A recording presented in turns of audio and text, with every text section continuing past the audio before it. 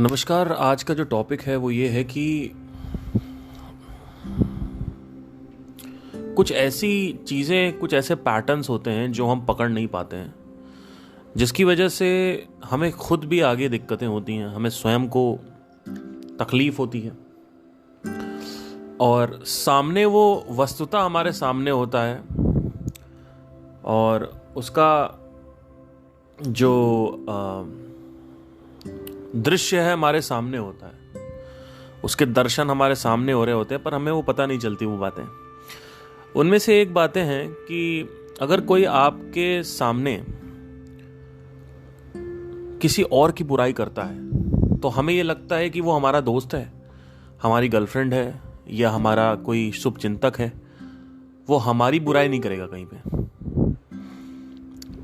ये given law होता है कि अगर कोई आपके सामने आपकी बुराई कर रहा है, किसी और की बुराई कर रहा है, अगर आपके सामने कोई किसी और की बुराई कर रहा है तो वो आपकी भी बुराई करेगा। हो सकता है कि उस वक्त वो आपका बॉयफ्रेंड हो, गर्लफ्रेंड हो या दोस्त हो, सगा मित्र हो तो नहीं करता हो, लेकिन अगर कोई भी आना बानी हो गई तो भी वो करेगा। पहला ये कैटेगरी होती है। दूसरी कैटेगरी होती है कि वो आपका दोस्त भी है, आपके साथ रिलेशनशिप में भी आपका रिश्तेदार है, ये होते हुए भी वो बुराई करेगा कि जैसे कि उसके तो बड़े फालतू के खर्चे होते हैं, पैसे उड़ाता रहता है और मतलब कुछ ना कुछ, ये कुछ उसकी नेगेटिव कुछ ना कुछ उसके बारे में पीठ पीछे बुराई करना। अब हमें साक्षात्कार ये हमारे सामने होता है, पर हमें कभी भी इसका एहसास नहीं होता क्योंकि हम बेवकूफ हैं। सही बताया तो ना हमने कभी बाहर ऑब्जर्व किया। हम देखते तो हैं पर हम देखते नहीं हैं। हम वॉच कर रहे हैं, हम ऑब्जर्व नहीं कर रहे हैं। हम देख रहे हैं पर हम देख नहीं रहे हैं। हम देख रहे हैं पर हम वो देख रहे हैं जो हमारी कंडीशनिंग का पार्ट है। हमें पैसा चाहिए तो हमें हर तरफ पैसा दिखता है कि हमें BMW चाहिए, हमें ये चाहिए, तो हमें हर जगह BMW ही दिखेगी। तो हम उसी में खोए हुए हैं। हम अपनी वासनाओं में पैदा होते हैं और वासनाओं में मर जाते हैं, और सोसाइटी जो है वो वासनाओं को प्रोत्साहन देती है कि बेटा सिंगिंग कर रहे हो तो बेटा सिंगिंग में देखो ये बहुत बड़े सिंगर्स हैं, इनकी तरह बनना है तुम्हें। और अगर जिम्नास्टिक्स कर रहे हो तो जिम्नास्टिक में कुछ बड़ा करना है। मैं ये नहीं कह रहा हूं ये मत करो, मैं कह रहा हूं कि हम इसी में खोए रहते हैं, हमारे पास टाइम ही नहीं है किसी और चीज के लिए। तो क्या जीवन में सब कुछ आपका पैशन ही है? क्या जीवन में सब कुछ आपका पार्टनर ही है? क्या जीवन में सब कुछ इंजॉयमेंट है, यात्रा है, ट्रेवल है? पैसे को कैसे हम इन्वेस्ट करें, उसको डबल करें, ट्रिपल करें, यही है? या जीवन में और भी चीजें होती हैं जो हमें देखनी होती है, वो हम नहीं देखते। हमें लगता है कि हमें पैदा इसलिए किया गया है इस धरती पे क्योंकि हम बहुत सारे पैसे बना सके और फिर आखिरी में वो सब पैसा छोड़ के मर सकें। हमें यही लगता है। हमें लगता है कि हम एक मिशन से पैदा हुए हैं। वो मिशन क्या है? मुझे एक बहुत बड़ा सिंगर बनना है, मुझे बॉलीवुड में अच्छे गाने लाने हैं, मुझे डांसर बनना है, मुझे IAS IPS बनना है। मेरा मिशन है कि मैं सोसाइटी में योगदान दूं, मुझे प्राइम मिनिस्टर बनना है, मुझे प्रेसिडेंट बनना है, मुझे ये बनना है। वो सही है, वो आप कर रहे हो, ठीक है, लेकिन क्या वही सिर्फ पूरी 24 घंटे क्या उसी में जाने चाहिए, या 24 घंटे में कुछ भाग, या लाइफ में आपके अंदर जो इंपॉर्टेंस है वो किस चीज की होनी चाहिए ज्यादा? तो हमारा इसी में ध्यान घूमा रहता है। एक मेरा दोस्त है, वो दूसरे दोस्तों की बुराई मेरे से करेगा और उसके जो दूसरे दोस्त है वो उसकी बुराई मेरे से करेंगे। तो आप समझ लीजिए कि जब भी ये लोग मेरे से बुराई करते हैं, मुझे पता होता है कि मेरी भी बुराई पीछे चल रही है। निंदा बोलते हैं इसको, निंदा करना। अरे वो देखो 2 नंबर का माल कमा रहा है, 100% 2 नंबर का माल कमा रहा है। हर चीज में उसका नेगेटिव दिखाएंगे। किसी ने कुछ गलत बोल दिया तो उसी पे केवल लोग फोकस्ड होते हैं कि उसके दांत बाहर हैं, उसकी हाइट कम है, वो ऐसा करती है, वो ऐसा करती है, और कुछ ना कुछ उसकी नेगेटिव बात करते हैं लोग। तो ऐसे जो लोग होते हैं, हमें लगता है कि हमारे दोस्त हैं, शुभचिंतक हैं, ये हमारी बात नहीं करेंगे, पर 100% ये आपकी भी बात होती है। आप ये मत सोचो कि आपकी बात नहीं होगी, हो सकता अभी नहीं हो रही हो, पर बाद में होती है। मेरे टीम में बहुत सारे लोग हैं, जो मेरी बिजनेस वाली टीम है, जिसमें मेरे अंडर में बहुत सारे म्यूजिशियंस, आर्टिस्ट हैं। तो उसमें बहुत सारे लोग हैं जो, जब मैं पहली बार जब किसी से मिलता हूं, तो किस तरीके से वो लोगों के बारे में, जैसे कि किसी और के बारे में अगर कोई बात कर रहा है, तो किस तरीके से बात कर रहा है वो, क्या वो बुराई कर रहा है, अच्छाई कर रहा है, या न्यूट्रल है, किस तरीके का कंटेंट वो यूज कर रहा है। लाइक फॉर एग्जाम्पल, अगर कोई फर्जी की बातें कर रहा है इधर उधर की, कुछ ना कुछ, अरे उसके अंदर तो ये कमी है, वो गिटार ऐसे नहीं बजा पाता, उसका गला बेसुरा है, उसका ताल सही नहीं है, बिना मेरे को दोस्त बनाए, बिना मेरे को अच्छा रिलेशनशिप डेवलप किए वो मेरे साथ ऐसी बातें कर रहा है, तो इसका मतलब है 100% कि वो मेरे बारे में भी कल को डसेगा, मेरे को कहीं और बात करेगा। हो सकता अभी नहीं करेगा, लेकिन बाद में करेगा। तो जो आदमी आपसे दूसरों की बुराई करता है, वो आदमी आपकी बुराई भी सामने वाले से करता है। अगर आपकी गर्लफ्रेंड है, आप सोचते हो मेरी गर्लफ्रेंड है, रात में फ़ोन पे बात हो रही है, मेरे बारे में थोड़ी बुराई करेगी, वो सबके बारे में आपकी बुराई कर रही है, सबके बारे में आपसे बुराई कर रही है। जैसे कि अपने दोस्त, अपनी कोई मित्र है उसके बारे में बोल रही है, अपने कोई रिश्तेदार है उसके बारे में बोल रही है, मम्मी पापा के बारे में बोल रही है, बहन के बारे में बोल रही है, इनके बारे में बोल रही है, उनके बारे में बोल रही है, पार्टनर है कोई उसके बारे में बोल रही है, कोई उसकी कंपटीटर है उसके बारे में बोल रही है। आपको क्या लगता है, मुझसे वो सच्चा प्यार करती है, मेरे को वो नहीं बोलेगी, आपको ये लगता है, जबकि वो अभी आपसे थोड़ा बहुत अटैच्ड है, इसलिए नहीं कर रही है वो आपकी बुराई कहीं, लेकिन द मोमेंट कुछ इधर उधर हुआ तो अपनी फ्रेंड से जाके आपके बारे में वो बुराई करेगी। और अगर ब्रेकअप ही हो गया तब तो इतना बुराई करेगी जिसकी कोई हद ही नहीं है, वो 4 को 12 बढ़ा के बोलेगी। तो आपकी गर्लफ्रेंड क्या बात करती है पर्सनली आपसे, आपके बॉयफ्रेंड आपसे क्या पर्सनली बात करते हैं, ये उसका व्यक्तित्व जानने के लिए एक बहुत ही अच्छी रणनीति है जो आपको मैं बता रहा हूं। अगर किसी का व्यक्तिगत निजी जीवन या निजी सोच जाननी है ना, तो उसके शब्दों पे गौर करो, किस तरीके की बातें कर रहा है, कौन से टॉपिक उठा रहा है, किस विषय पे बात कर रहा है। कि अगर वो पूरे टाइम पॉलिटिकल बातें कर रहा है कि ये नहीं हुआ, वो नहीं हुआ, वो नहीं हुआ, ये नहीं हुआ, तो समझ जाओ कि वो किस तरीके के माइंडसेट का है, कि उसकी जिंदगी में कुछ नहीं है एक्चुअली। इस लड़के की जिंदगी में कोई पर्पस ही नहीं है। क्योंकि जो आदमी अपने गोल से रिलेटेड बात करता है, वो आदमी गोल ओरिएंटेड होता है।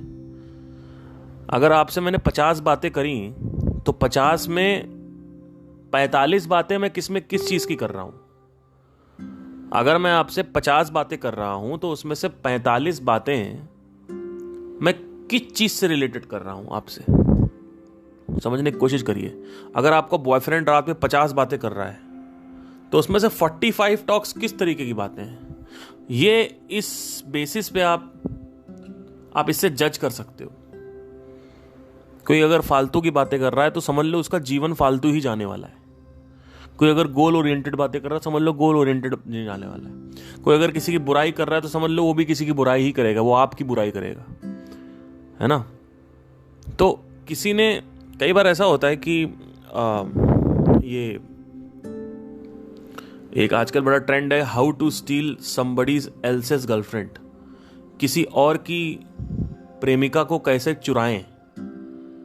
ये बड़ा आजकल का ट्रेंड टॉपिक चल रहा है। जैसे कि आपने किसी लड़की को देखा, आपको लड़की अच्छी लगी, सुंदर लगी, हॉट लगी, आपने थोड़ा बहुत बात किया उससे, पता चला आपको कि उसका बॉयफ्रेंड है। अब वो लड़की उस लड़के को छोड़ के आपके पास आ जाए, ध्यान दीजिएगा, वो लड़की उस लड़के को छोड़ के आपके पास आ जाए, आपको बड़ा मजा आने वाला है। लेकिन आप ये नहीं देखते हो कि जो लड़की उसको छोड़ के आई है, वो लड़की आपको भी छोड़ देगी। लेकिन हम पता है क्या लाते हैं, नहीं नहीं मुझे नहीं छोड़ेगी, मैं स्पेशल हूं। ऐसा नहीं है। 99.9% चांस है कि वो आपको भी छोड़ देगी। कोई और अगर बेटर मिल गया तो, क्योंकि वो छोड़ू है लड़की। लड़की का इतिहास बता रहा है कि वो छोड़ती है, वो छोड़ू लड़की है। वो इस बेस पे सेलेक्ट करती है कि उसका अपना हिडन एजेंडा है।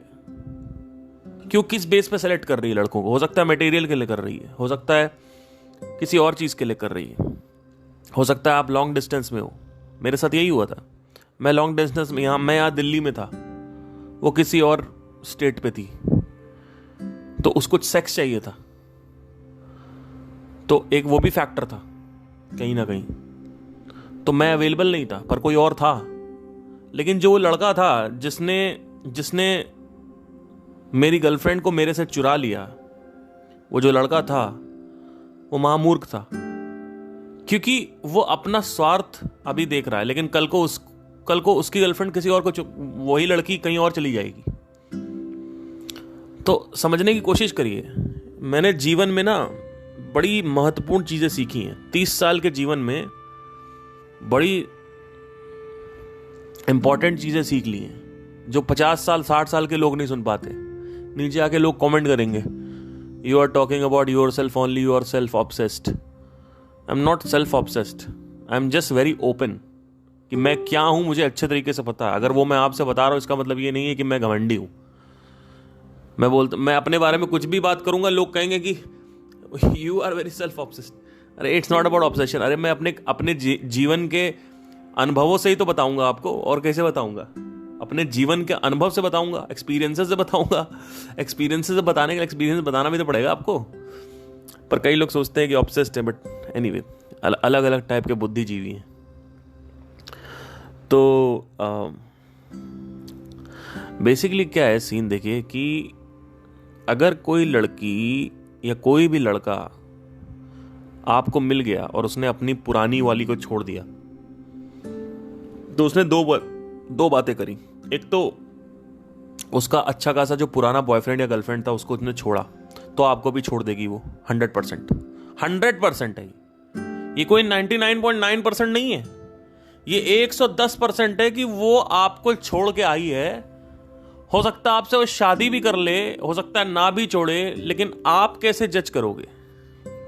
क्या आपको पता है कि वो आपसे सच में प्यार करती है या फिर आपकी दौलत देख के आपसे शादी कर रही है? तो कई बार ऐसा होता है कि छोड़ू लड़कियां होती हैं, छोड़ू लड़कियां। तो हमें क्या करना है? मैं ये नहीं बता रहा हूं कि गर्लफ्रेंड को छोड़ दो या पकड़ लो, यहां बात ये नहीं हो रही है। यहां पे बात ये हो रही है कि जो छोड़ता है वो आगे भी छोड़ेगा।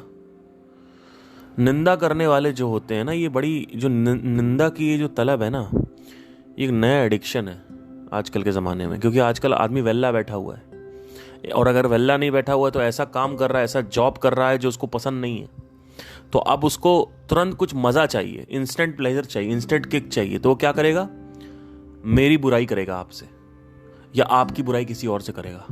और आपको क्या लगता है वो मेरा सगा दोस्त है तो मेरी बुराई नहीं करेगा? ऐसा नहीं है, वो आपकी भी बुराई कर रहा है। वो आपकी भी बुराई कर रहा है। जैसे मेरे कुछ दोस्त हैं, मेरे से आके बुराई करते हैं दूसरे दोस्तों की। मुझे पता है कि वो कहीं और जाएंगे, मेरे बारे में बुराई करते होंगे,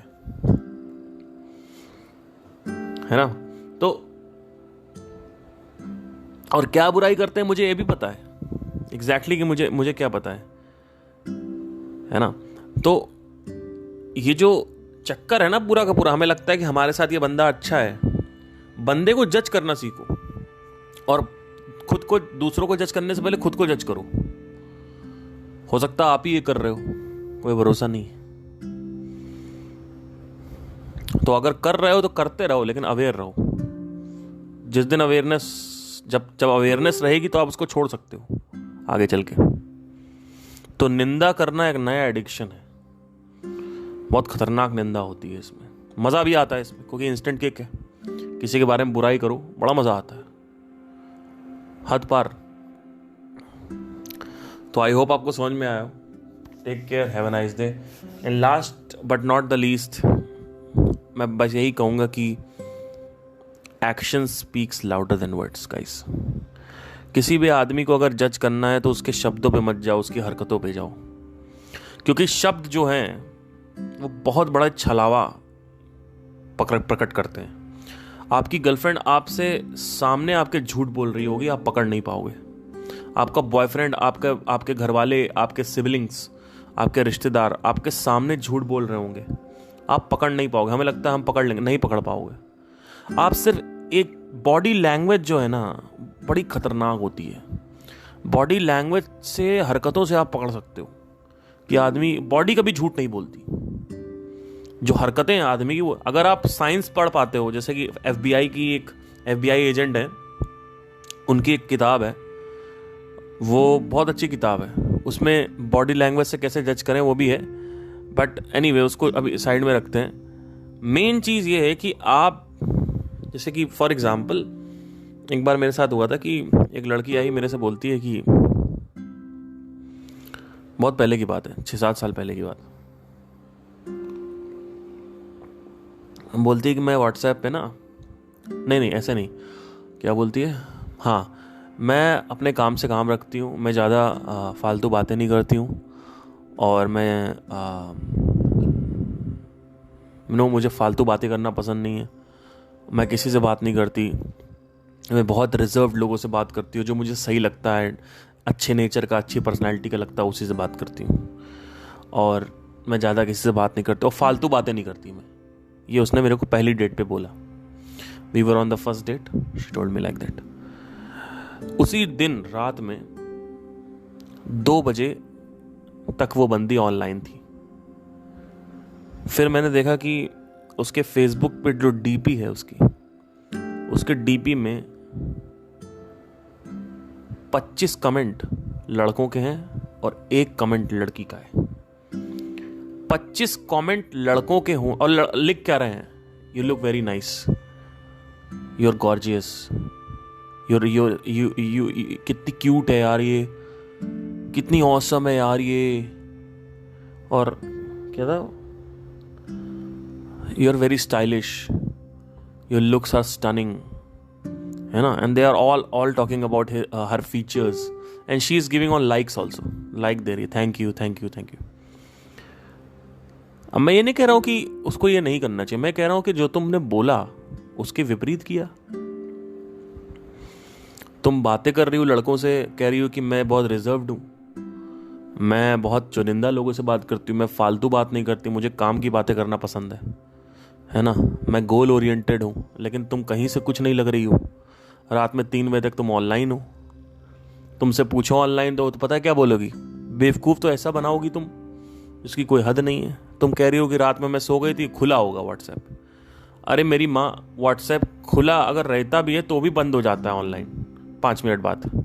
अगर आप अपनी व्हाट्सएप की स्क्रीन ऑन छोड़ दोगे और लाइट ऑन रहेगी तो भी वो बंद हो जाता है थोड़ी देर बाद। किसको बेवकूफ़ बना रहे हो आप? उसके बाद रात भर इंस्टाग्राम पे एक्टिव। अब इंस्टाग्राम पे आप एक्टिव हो तो आप कह रहे हो नहीं वो तो दिखाता है। हाँ तो भैया आधे 1 घंटे दिखाता है, 4-4, 5-5 घंटे एक्टिव ना नहीं दिखाता। अगर आप उसको छोड़ दो स्क्रीन तो 45 मिनट से लेकर 1 घंटे के बीच में बंद हो जाएगा वो एक्टिव ना हो। लेकिन तो अब समझने की कोशिश करो कि किस तरीके से जज किया जाता है। कभी भी किसी के शब्दों पे मत जाओ कि ये क्या बोल रहा है। मेरे पास आएंगे लोग, डींगे हाँकेंगे। एक बार मेरे पास एक आया स्टूडेंट, बड़ा क्या बताऊँ, मैं खतरनाक वर्ड बोलने वाला था। मुंबई का एक था, कोई होगा, बिजनेसमैन था कोई बड़ा। तो जब उस वक्त मैं क्लासेस देता था, सिंगिंग क्लासेस, ये बात है 2017 की। तो he was taking classes and suddenly he was talking about me कि why are you not trying in Bollywood and you should try. And मैं ऋतिक रोशन की बहन को जानता हूँ और उसके साथ उठना बैठना है, और विदिन 6 महीने में मेरे को बोलता है वो कि विदिन 6 months अरिजीत सिंह से ऊपर पहुंचा दूंगा तुमको। मेरे को बोला अरिजीत सिंह से मुझे ऊपर पहुंचा देगा वो।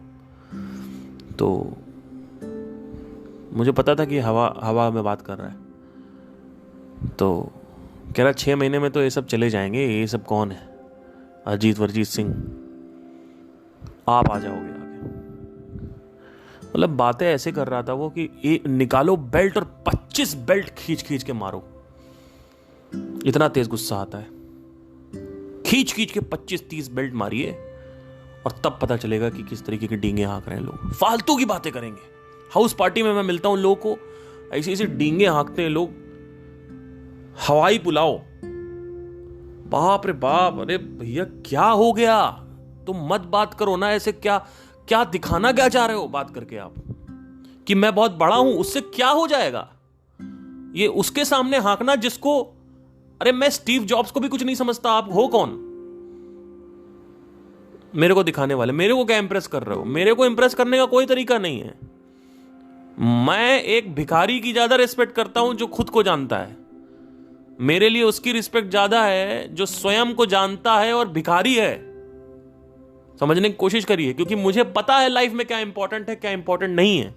तुमने वो इंपॉर्टेंट बना लिया है, चीजों को अपने सर पे चढ़ा दिया है, चीजों का भूत चढ़ा रखा है। जिसके पास दौलत है, शौहरत है, बरकत है, फेम है, तुमने यही सब बना रखा है अपने माइंड में, तो तुम्हारे अंदर वो सब आ रहा है। ये लॉजिकल एस्पेक्ट है इसका। दिस इज द लॉजिक कि क्यों बोलते हैं ऐसे, बात करते हैं इस तरीके से। लोग बैठेंगे, अरे हमारे तो वहां बॉलीवुड में हैं कॉन्टैक्ट बहुत सारे हैं, बताओ क्या करना है। रातों रात करोड़पति हो जाओगे, रातों रात मुंबई में पहुंचते ही सक्सेस मिलेगी। ऐसे बहुत डिंगे यहाँ के लोगों ने मेरे सामने, हमारा बॉलीवुड में ये है, हमारा बॉलीवुड में वो है, बात कर लेंगे। मैंने कहा हाँ बात करो, तो टाइम फिर वो आदमी कल कह रहा कल आओ, परसों आओ। ऐसे मैं बहुत सारे पॉलिटिशियंस के साथ भी बैठा हूँ। कानपुर में बहुत सारे पॉलिटिशियंस हैं, उनके साथ भी मैं बैठा हूँ। वो भी ऐसे हाथ बात करेंगे, भौकाल जमाएंगे, भौकाल। वो भौकाल मुझे पता है ना किस तरीके की। मैं एक लर्नर हूँ, मैं कोई बेवकूफ़ नहीं हूँ, मैं लर्नर हूँ। मेरे सामने एक बार कोई भौकाल झाड़ेगा मैं यकीन कर लूंगा, 2 बार झाड़ेगा यकीन कर, तीसरी बार मुझे पता है कि अब किस तरह की कैटेगरी है ये। लोग बैठते हैं, भौकाल झाड़ते हैं और सामने वाला इंप्रेस हो जाता है, फिर वो उठा के सारा पैसा उनको दे देते हैं, फिर वो पैसा डूब जाता है पूरा। भौकाली। तो ये भौकाल जमाने वाला जो एटीट्यूड है ना, ऐसे लोगों से दूर रहो जो खुद तो कुछ नहीं है, बातें बड़ी बड़ी कर रहे हैं। उनके एक्शन देखो किस तरीके के एक्शन है। क्या कोई बातों से अमीर होता है या एक्चुअल में अमीर होता है? अगर कोई एक्चुअल में अमीर हो तो ज्यादा बातें नहीं करेगा वो। तो चक्कर सारा ये है कि हम ना लोगों की बातों से, लोगों के शब्दों में, लोगों के भाषाओं में, लोगों की जिस तरीके से लोगों के अंदर आत्मविश्वास है, कॉन्फिडेंस है। लोग कहते हैं कि अगर किसी झूठ को पकड़ना है तो उसकी टोन को पकड़ो। आप कभी भी टोन से नहीं बता सकते हो कि सच बोल रहा है, झूठ बोल रहा है वो।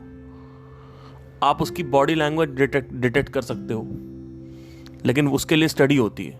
उससे अच्छा है कि उसका बैकग्राउंड देखो कि वो जो कह रहा है उसका एक्शन क्या है, कि वो बोल रही है कि मैं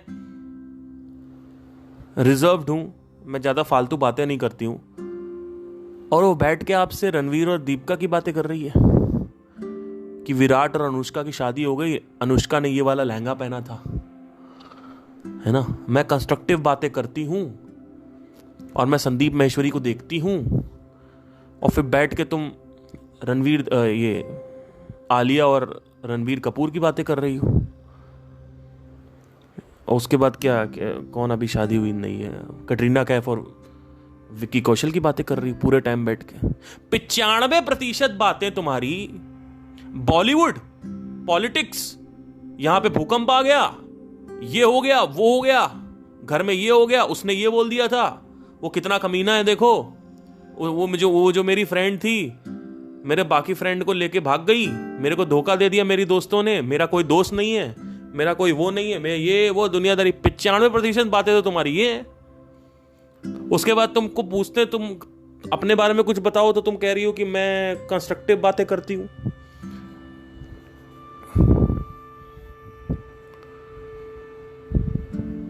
कंस्ट्रक्टिव बातें क्या कर रही हो आप? आपका गोल क्या है पता नहीं। मुझे लगता है मैं रेडियो जॉकी भी कर लूँ, मुझे लगता है मैं एक्टिंग भी कर लूँ, मुझे लगता है मैं फैशन डिजाइनिंग कर लूँ, मुझे लगता है मैं ये कर लूँ, मुझे लगता है मैं वो कर लूँ, मुझे समझ ही नहीं आ रहा मैं क्या करूँ।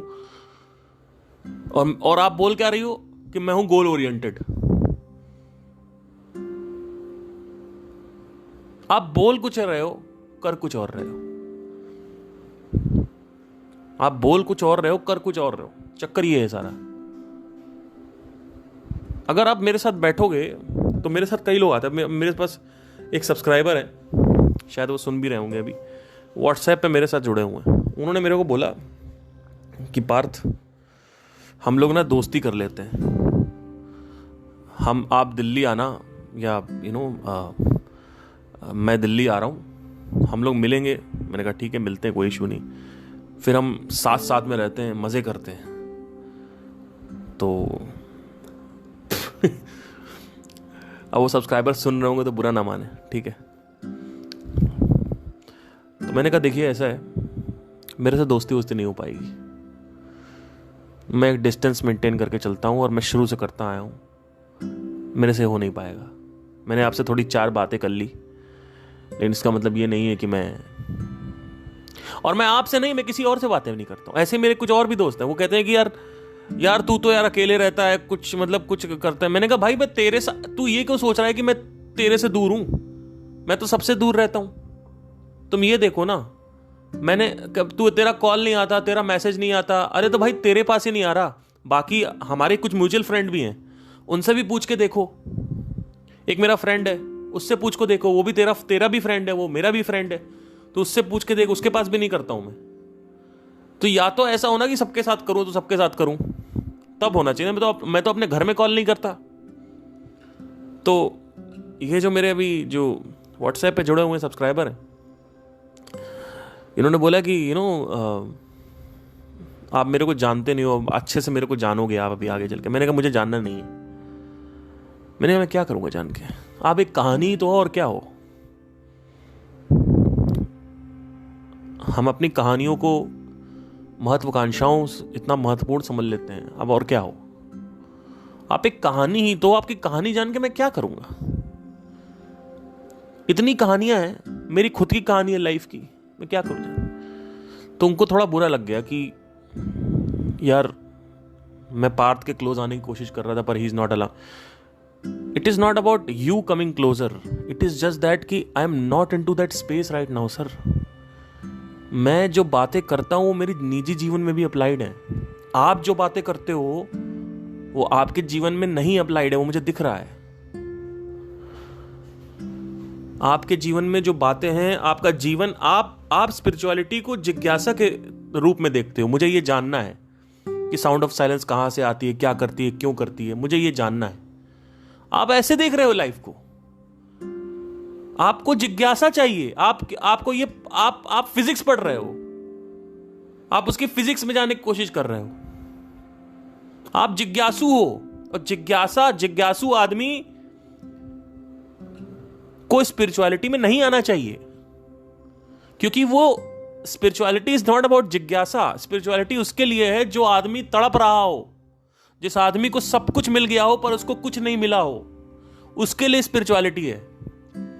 दुखों के लिए, सफरिंग के लिए स्पिरिचुअलिटी है, क्यूरियोसिटी के लिए नहीं है कि आ गए बैठे हुए हैं, साउंड ऑफ साइलेंस कहां से आ रही है, अनाथ नदी कहां से आ रही है, मुझे समझ नहीं आ रहा, मुझे वो नहीं आ रहा, मुझे ये नहीं आ रहा, मुझे ये नहीं आ रहा, मुझे जानना है, मुझे जानना। क्या करोगे जान के? अरे कोई जान पाया है आज तक ब्लैक होल के अंदर क्या है, ये जगत कैसे बना, इस जगत में क्या क्या हो रहा है, पूरा का पूरा सृष्टि क्या है, कौन है, ये गोला क्यों है, चौकोर क्यों नहीं है, कौन जान पाया है? किसी ने जाना है क्या? अरे हम कुछ नहीं जानते, और आप इस बात पे परेशान हो रहे हो कि जो अनजाना है उसको जानने की आकांक्षाओं में क्यों लगे हुए हो? क्यों ऐसी अपेक्षाएं कर रहे हो जो अपेक्षाओं की पूर्ति नहीं हो सकती? क्यों ऐसे कर रहे हो, और करना ही क्यों है?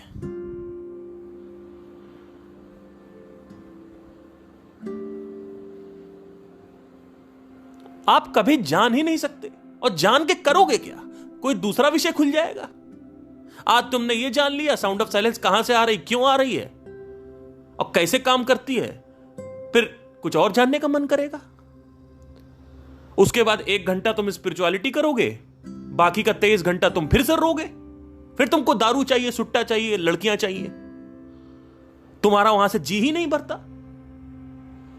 तुम्हें अभी तक समझ नहीं आया है, और ये मैं सबकी बात कर रहा हूं, किसी एक पर्सन की बात नहीं, अभी तक तुम्हें समझ नहीं आया है कि ये दोस्ती, शादी, प्यार, विवाह, संतान, इसमें सुख नहीं है। करियर बना लो, पैसे कमा लो, इसमें सुख नहीं है। इसमें सिर्फ और सिर्फ दुख है और क्रोध है। इसका मतलब यह नहीं कि इसको छोड़ दो, इसका मतलब यह है कि इससे सुख की अपेक्षा मत रखो। अगर सुख की अपेक्षा रखना चाहते हो तो अपने भीतर से रखो, लेकिन वो इसका ज्ञात तुम्हें कब होगा? जब तुम्हारे अंदर लर्निंग एटीट्यूड होगा। क्योंकि तुम एक के बाद एक रिलेशनशिप करते चले जा रहे हो, पैसा कमाते चले जा रहे हो। मुझे बुक लिखनी है, मुझे ये करना है, मुझे वो करना है, मुझे ये करना है। तुम्हें अभी तक समझे नहीं, बचपन से लेकर तुमको क्या क्या चाहिए। मुझे तो 4-5 चीजें हासिल करके, प्राप्त करके समझ में आ गया। मुझे लैपटॉप चाहिए था, कंप्यूटर चाहिए था, मम्मी ने दिला दिया। फिर जब वस्तु मिल गई, सारी बाइक मिल गई, उसके बाद मैंने सोचा कोई इंसान मिल जाएगा, तो उसमें भी 2-3 इंसान मैंने ट्राई करके देखे, तो वहां भी तुम लोगों को समझ में नहीं आ रहा है। एक के बाद एक चीज बनाते चले जा रहे हो। अब ऐसा क्यों हो रहा है? क्योंकि तुम सीख नहीं रहे हो, क्योंकि तुम्हारी इंटेलिजेंस काम नहीं कर रही है। फिर तुम क्रोधित हो, फिर तुम तड़प रहे हो, विचलित हो, फिर कह रहे हो मुझे डिप्रेशन का शिकार हो रहा हूं मैं। फिर तुम उल्टे सीधे काम करते हो। फिर तुम्हें भिन्नता चाहिए, अलग अलग लड़कियों के साथ सेक्स करना है, अलग अलग चीजों का भोग करना है तुम्हें। आज दुबई चले गए, 1 महीना दुबई में रह के आए, अब तुमको अर्जेंटीना जाना है। तुमको क्यों नहीं समझ में आ रहा है? अरे मैं कह रहा हूं दुबई जाओ, यूएसए जाओ, कनाडा जाओ, बस समझ जाओ ना। अर्जेंटीना, स्विट्जरलैंड, थाईलैंड जाने की क्या जरूरत है? 3 में ही समझ जाओ, 4 में ही समझ जाओ। लेकिन नहीं, हम 40, 50, 100 करते रहेंगे, जब फिर हमारा जीवन खत्म हो जाता है। फिर आखिरी में टाइम आएगा, कुछ नहीं किया लाइफ में, फालतू लाइफ। पता चलता है हर आदमी को। आइंस्टाइन को एहसास हुआ, कह रहे थे कि मैंने जो करना था मैंने कर दिया, लेकिन मुझे कुछ भी पता नहीं चला है और मुझे लगता है मेरा जीवन व्यर्थ था। आखिरी में सबको एहसास होता है। डेथ बेड पे, मृत्यु शैया, डेथ बेड पे सबको रियलाइज हो जाता है। उस समय नहीं हो रहा होगा डेथ बेड पे कि मेरी पूरी लाइफ निकल गई, मैंने कुछ नहीं किया। हो सकता है मैंने देश में बदलाव लाया, हो सकता है मैंने दुनिया में बदलाव लाया, हो सकता है, ये तो मैं महान लोग की बातें कर रहा हूं, हो सकता है मैंने देश को आजाद कराया, लेकिन क्या तुमने खुद को आजाद कराया? मैं ये नहीं कह रहा हूं फ्रीडम फाइटर्स की रिस्पेक्ट नहीं है, बहुत रिस्पेक्ट है उनको, उनके पैरों पे तो गिर जाना चाहिए। भगत सिंह हो गए, मैं उनकी बात नहीं कर रहा हूं, मैं डिसरिस्पेक्ट नहीं कर रहा हूं किसी की। मैं ये कह रहा हूं कि क्या इंपॉर्टेंट है ज्यादा, क्योंकि हर चीज को हम ना महल बना देते हैं अपने अंदर, और जब तक वो महल हमें बैक्टीरिया के समान नहीं दिखेगा, मतलब उतना छोटा दिखना चाहिए, एक्चुअली में वो बैक्टीरिया के लेवल पे है, लेकिन तुम्हारे मन में वो महल बना हुआ है। प्रॉब्लम ये है, इसीलिए सोसाइटी का प्रेशर है, तुम्हें मम्मी पापा को, रिश्तेदारों को साबित करके दिखाना है।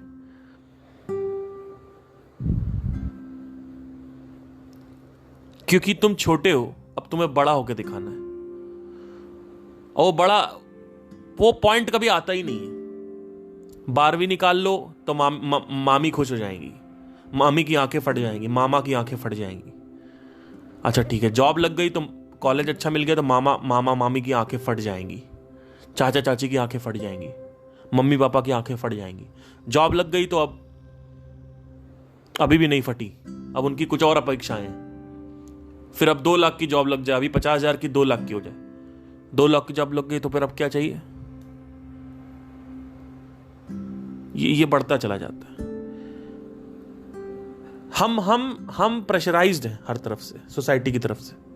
दो लोग प्रेशर करते हैं, एक तो सोसाइटी, एक मार्केटिंग।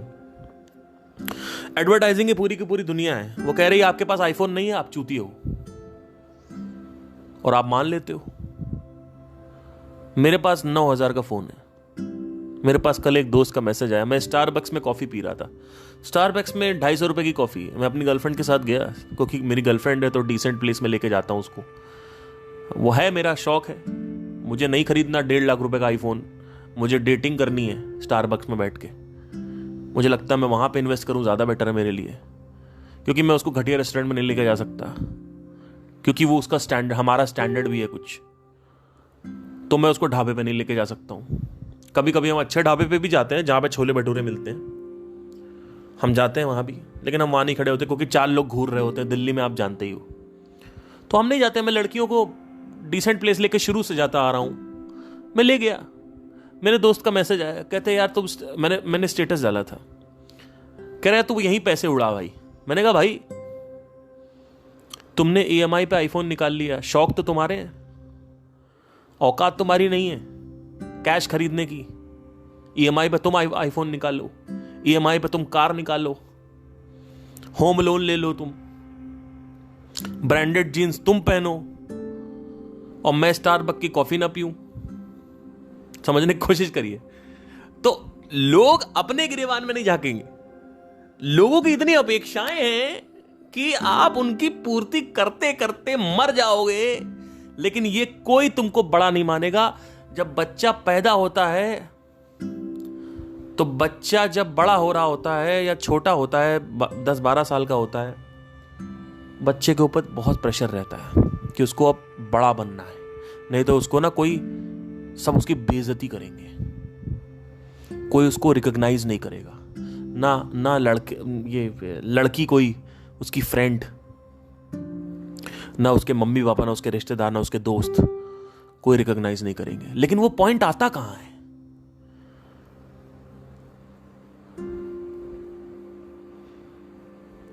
वो पॉइंट आता ही नहीं। हर तरफ तो आपको भेदा जा रहा है। 2 लाख की जॉब लग गई तो दिखाएंगे, वो देखो उसकी सरकारी जॉब लगी 5 लाख की। तो इन सबसे मुक्ति कैसे होगी? और चलो ठीक है, तुमने कहा कि मुझे अपने बारे में कुछ नहीं करना है, लेकिन फिर सोसाइटी आके बोलेगी देखो तुम्हारी बहन की शादी करा लो, 10 लाख रुपए कर्जे ले लो, 10 लाख रुपए, 15 लाख रुपए, 20 लाख रुपए कर्जा ले लो, अपनी बहन की शादी तो करा ही दो एटलीस्ट। नहीं, हम नहीं ले सकते। अरे शर्म आनी चाहिए, कैसे नहीं लोगे? तुम्हारे घर पापा मम्मी ने तुमको इतना बड़ा किया, तो अपनी बहन की शादी नहीं करा रहे हो? जाओ 20 लाख रुपए उधार लेके आओ कहीं से। फंस गए। कैसे बाहर आओगे? सोसाइटी का इतना प्रेशर है, अपने ऊपर नहीं भी अप्लाइड हो, सामने वाले पे अप्लाई करा देता है कि तुम्हारे बहन की तरफ जिम्मेदारियां हैं, छोटे भाई की तरफ जिम्मेदारियां हैं, मम्मी पापा की तरफ जिम्मेदारियां, उसको पूरी करो। क्या जिम्मेदारियां हैं? मम्मी पापा चाहते हैं एक बड़ा सा घर होना चाहिए, छोटा सा घर अलग सा, वो उसको बनाने में लग गए। बहन का जो पति है या होने वाला पति है या तुम्हारा जीजा, वो बुलेट मांग रहा है। कैसे बाहर आओगे? कोई तरीका नहीं है जब तक तुम्हें यह नहीं पता चलेगा तुम हो कौन, क्योंकि तुम अपने आप को छोटा समझ रहे हो। और तुम नहीं समझ रहे हो, तुम्हारे अंदर कंडीशनिंग डाली गई है कि तुम हो छोटे, तुम्हारी कोई औकात नहीं, अब बड़ा बन के दिखाओ, हमें साबित करो, फिर हम तुमको रिकॉग्नाइज करेंगे, फिर हम तुमको अवार्ड्स देंगे, मेडल्स देंगे, तुम्हारी वाहवाही करेंगे, तुम्हें पूजेंगे। नहीं तो हम तुमको नाकारा बोलेंगे, गालियां देंगे, गैर जिम्मेदार बोलेंगे, आउटकास्ट बोलेंगे।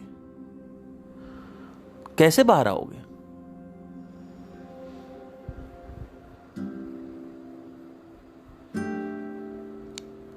आपको यही जानना है, आपको कुछ बनना नहीं है। आपको बस तत्काल अभी इसी वक्त ये जानना है कि आप कौन हो।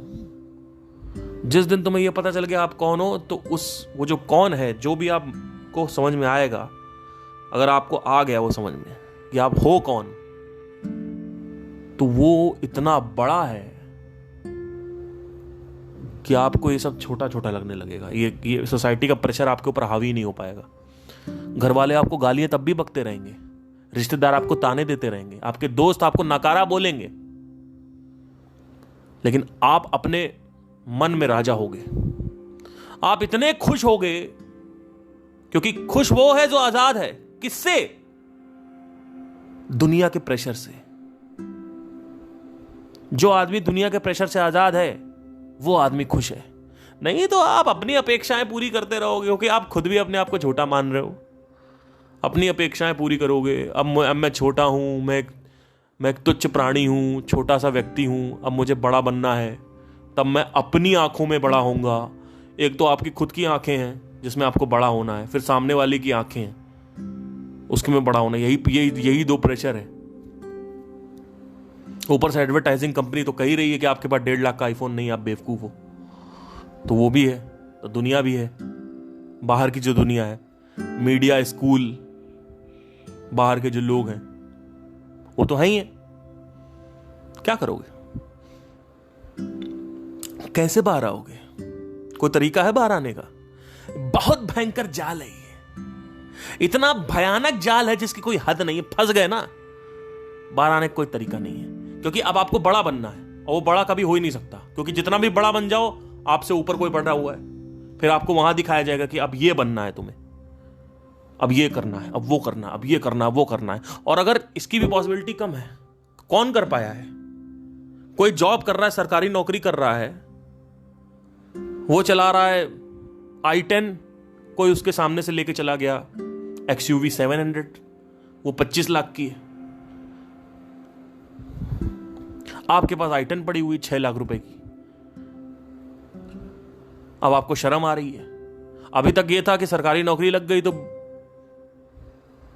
उखाड़ दिया आपने, लेकिन अब आपने देख लिया कि पैसा ही नहीं है हमारे पास। सरकारी नौकरी है, सरकारी नौकरी क्या, आपको मिल गया वो रिकॉग्निशन सोसाइटी से, लेकिन एक ग्रुप से मिला है ना। बाकी लड़कियां वड़कियां तो फिर भी आपके पास नहीं आ रही क्योंकि पैसा नहीं है। दूसरे बाकी के जो ग्रुप्स हैं सोसाइटी में, अरे भाई आपके घर वालों ने आपको सर पे चढ़ा दिया, प्रशंसा कर दिया आपकी कि भाई सरकारी नौकरी लग गई, सरकारी नौकरी लग गई, सरकारी। लेकिन सरकारी नौकरी लग गई, पैसे तो नहीं है ना, पैसे तो वही कमा रहे हो 50,000 रुपए। अब क्या होगा? कोई तरीका है बाहर आने का? सरकारी नौकरी छोड़ के कैसे बाहर आओगे? अभी तक तो आप बाहर आ सकते थे, अब तो लग गई, अब क्या बाहर आओगे? बाप रे बाप, कैसे बाहर आओगे? क्योंकि मैंने आपसे क्या बोला, आप छोटे पैदा होते हो, आपको तुच्छ प्राणी पैदा हो रहा है, आप बेवकूफ पैदा, आपको जब आप पैदा होते हो आपको बोला आप बेवकूफ हो, एक बेवकूफ प्राणी पैदा हुआ। अब इस बेवकूफ प्राणी को महान प्राणी बनना है। कैसे? मटेरियल हासिल करो। मटेरियल में क्या? पद, प्रतिष्ठा, सम्मान, समृद्धि, बरकत, शोहरत, यही हासिल करो। कैसे करोगे?